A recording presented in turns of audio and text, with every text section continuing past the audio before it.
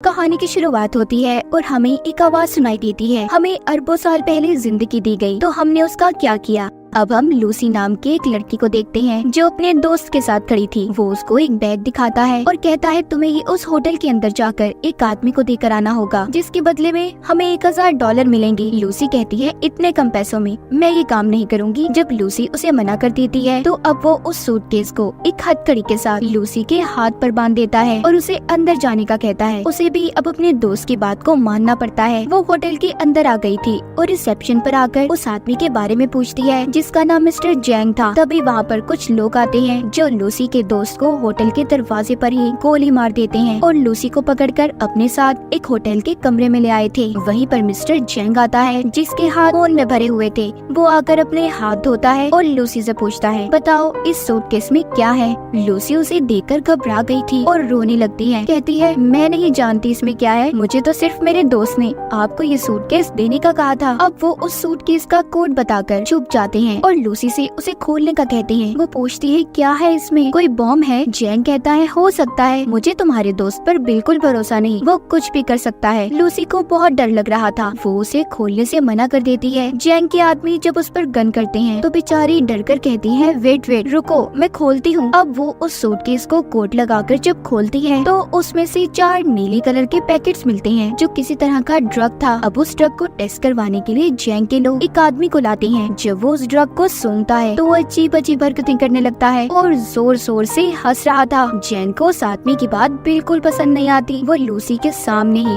उसे गोली से मार देता है। अब जैन लूसी से कहता है मैं तुम्हें एक नौकरी देना चाहता हूँ। लूसी कहती है नहीं, मैं कोई जॉब नहीं करना चाहती, मुझे बस यहाँ से जाने दो। तभी जैन का एक आदमी लूसी को जोरदार मुक्का मारता है जिससे वो बेहोश हो गई थी। इसके बाद हम एक प्रोफेसर को देखते हैं जो अपने लेक्चर में सभी सुनने वाले लोगों को बता रहे थे कि जमीन पर रहने वाला हर जानवर अपने दिमाग का 3% हिस्सा ही इस्तेमाल कर पाता है, मगर इंसान इन चीजों में सबसे आगे है जो अपने दिमाग का 10% हिस्सा इस्तेमाल करता है। मगर डॉल्फिन मछली इंसानों से भी आगे है, वो अपने दिमाग का 20% हिस्सा इस्तेमाल करती है, यानी कि वो इंसानों से ज्यादा ज़हीन है। पर प्रोफेसर कहते हैं अगर कोई इंसान अपने दिमाग का 20% इस्तेमाल कर ले तो पूरी तरह से वो अपने जिस्म पर काबू पा सकता है, और अगर इंसान का दिमाग 40% तक काम करना शुरू कर दे तो वो सामने वाले इंसान को भी कंट्रोल में कर सकता है। वहीं पर ऑडियंस में बैठा एक लड़का पूछता है सर अगर कोई इंसान अपने दिमाग का 100% इस्तेमाल कर ले तो क्या होगा। प्रोफेसर कहते हैं इस बारे में तो मैं खुद भी नहीं जानता कि तब क्या होगा। उधर जब लूसी को होश आता है तो उसके पेट पर पट्टियां बंधी हुई थी और उसे दर्द हो रहा था। उसे लगता है शायद इन लोगों ने उसके जिस्म का कोई हिस्सा निकाल लिया है। जब वो बाहर जाने लगती है तो उधर कुछ लोग आते हैं जो उसे पकड़कर अपने साथ ले गए थे। वो उसे जैंग के सामने ले आते हैं। लूसी वहाँ पर उनसे पूछती है कि तुमने मेरे साथ क्या किया है, बताओ मुझे। तभी वहाँ पर एक डॉक्टर कहता है फिक्र नहीं करो, हमने तुम्हारे साथ ऐसा कुछ नहीं किया, बस तुम्हारे पेट को काटकर उसमें ड्रग्स के पैकेट को रख दिया है। अब वहाँ पर 3 और आदमियों को भी लाया जाता है जिनके पेट में इसी ड्रग को रखा गया था। दरअसल इन चारों को ये ड्रग अलग अलग जगह पर डिलीवर करना था और अगर इनमें से किसी ने भी चालाकी करने की कोशिश की तो इनकी फैमिलीज को मार दिया जाएगा। जैंग के आदमी इन लोगों के मुँह पर कपड़ा डालकर इन्हें ले जाते हैं। इसके बाद लूसी खुद को एक बंद कमरे में पाती है जहाँ पर वो आदमी था जिसके लिए लूसी उस ड्रग को लेकर आई थी, मगर वो उसके साथ बदतमीजी करने की कोशिश करता है। जब वो उसे मना करती है तो वो आदमी अब लूसी को मारने लगा था। वो उसे नीचे गिराकर उसके पेट में जोर जोर से टांगे मारता है, जिस वजह से लूसी के पेट में जो पैकेट था वो फट जाता है और ड्रग उसके खून में शामिल हो गया था। उस ड्रग के खून में शामिल होने की वजह से लूसी के जिस्म में अजीब होने लगा था। वो तड़पने लगती है और उसका जिस्म हवा में उड़ रहा था।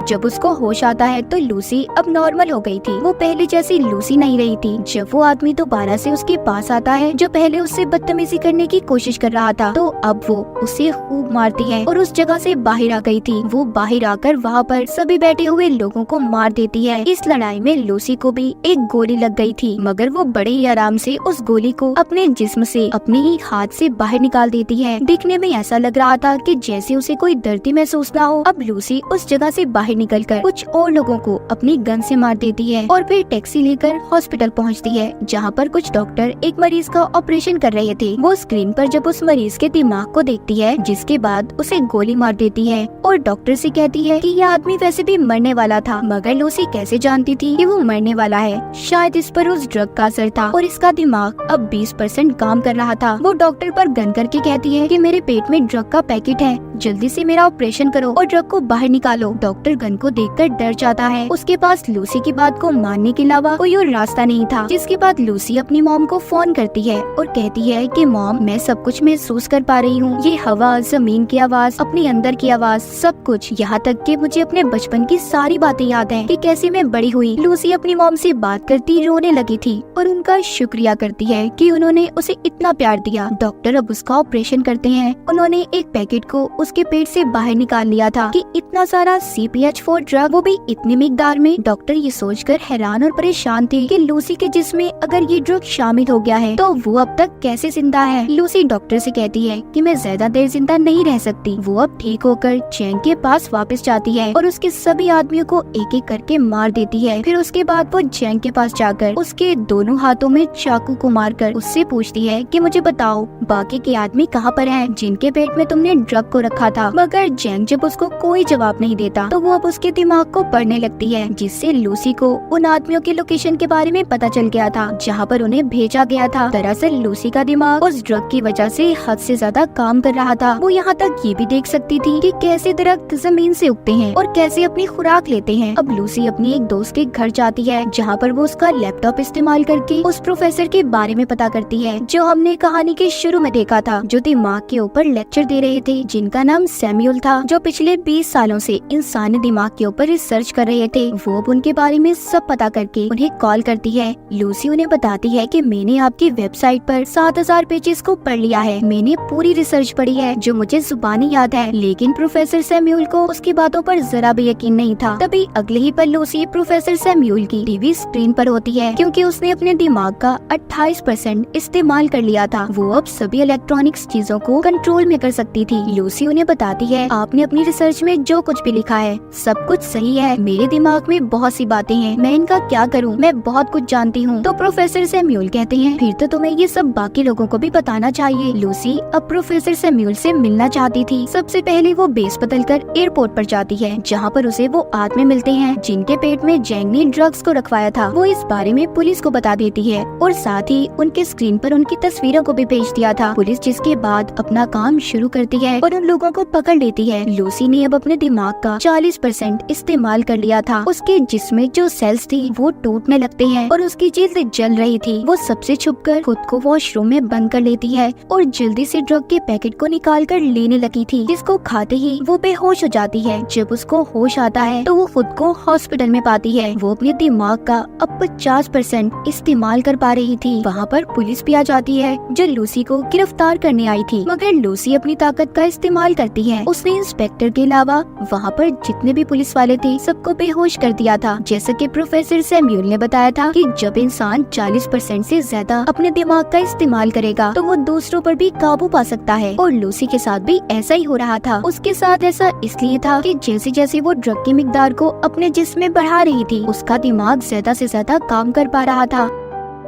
उधर वो लोग जो पकड़े गए थे उन्हें हॉस्पिटल ले जाया जाता है ताकि उनके पेट से ड्रग को निकाला जा सके। लूसी भी अब इंस्पेक्टर के साथ हॉस्पिटल में पहुंच जाती है। हम यहाँ पर देख पाते हैं कि लूसी के दिमाग की ताकत इतनी बढ़ गई थी कि अब वो सारे शहर की फोन कॉल्स को भी सुन पा रही थी। तभी उसे पता चलता है कि जैंग के लोग भी हॉस्पिटल में पहुँच गए हैं। लूसी भी अब जल्दी से हॉस्पिटल पहुँचती है। वहाँ पर जैंग के लोग पहले ही मौजूद थे, जो उस पर गन तान कर खड़े हो जाते हैं, मगर लूसी के सामने वो ज्यादा देर तक टिक नहीं पाते। वो उन्हें हवा में किसी शॉपर की तरह उड़ा देती है और उनके हथियार छत पर किसी मकनातीस की तरह चिपक गए थे। वो अपने सामने आने वाले एक एक आदमी को दूर करती है जो दीवार में जाकर लगते हैं और दीवार में भी सुराख हो गए थे। लूसी अब उनसे वो बैग लेती है जिसमें ड्रग था जो इन्होंने यहाँ से डॉक्टर से लिया था। वो भी इंस्पेक्टर को अपने साथ चलने का कहती है। उसने जो इतना सब देख लिया था वो लूसी से कहता है, मुझे लगता है कि तुम्हें मेरी मदद की जरूरत नहीं होगी आगे। वो उस इंस्पेक्टर के पास आती है और कहती है, तुम मेरे लिए एक रिमाइंडर की तरह हो जिसे मैं हमेशा याद रखना चाहती हूँ। चलो मेरे साथ चलो। वो उसे लेकर अब प्रोफेसर सैम्यूल से मिलने के लिए निकल जाती है, मगर जैंग ने उसे जाते हुए देख लिया था। वो भी अब अपने आदमियों के साथ उसका पीछा करता है। वहीं पर हम प्रोफेसर सैम्यूल को देखते हैं, जिन्होंने सभी उन डॉक्टर्स और प्रोफेसर्स को बुला लिया था जो अपनी अपनी रिसर्च में माहिर थे। वहाँ पर अब लूसी भी आ गई थी। प्रोफेसर सैम्यूल सबको लूसी से मिलवाते हैं। सभी मिलकर काफी हैरान थे, मगर एक प्रोफेसर को लूसी पर शक था। वो अब उसको पकड़कर उसके बारे में बताती है। कहती है कि जब तुम्हारी बेटी 6 साल की थी तो उसकी मौत कार एक्सीडेंट की वजह से हुई। ये सुनकर वो हैरान हो गए थे, क्योंकि इस बारे में आज तक कोई भी नहीं जानता था, और इसी वजह से सभी लूसी पर यकीन करने लगे थे। वो सभी को वहाँ पर वो जानकारी देने लगती है जिसके बारे में वो सब कुछ जानती थी। वो अपने जिस्म में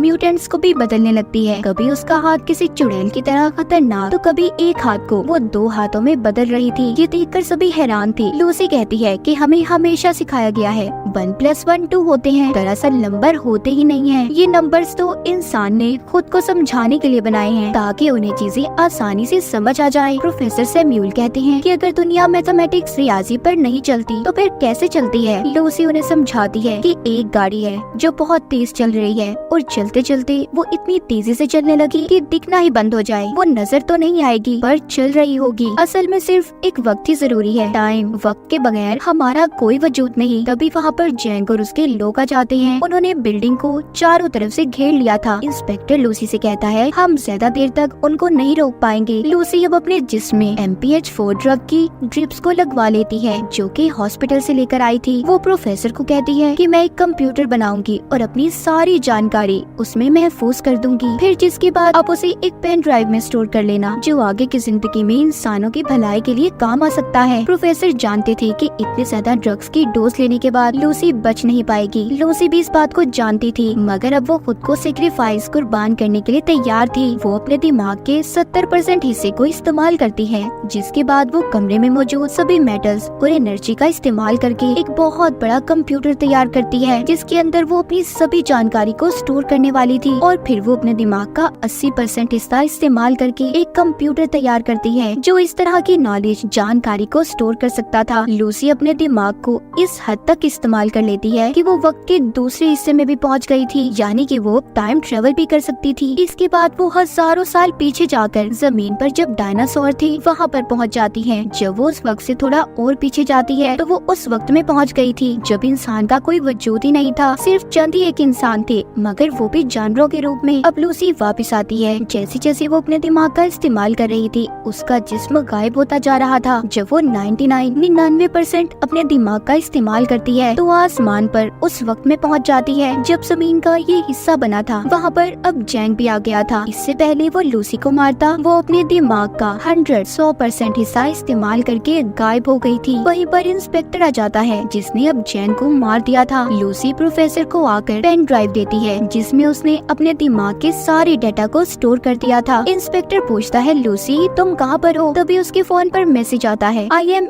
एवरीवेयर, मैं हर जगह पर हूँ। कहानी के आखिर में हम वही आवाज को सुन पाते हैं जो हमने कहानी के शुरू में सुनी थी कि अरबों साल पहले हमें जिंदगी दी गई, मगर हमने उसके साथ क्या किया, क्या समझा अपनी जिंदगी को। हमें एक बहुत ही एडवांस कंप्यूटर दिया गया है और वो है हमारा दिमाग, मगर हम पैसे कमाने के लिए अपने जिस्म का तो इस्तेमाल करते हैं, मगर अपने दिमाग को कोई समझ पाता है। और इसी के साथ इस मूवी की कहानी यहीं पर खत्म हो जाती है।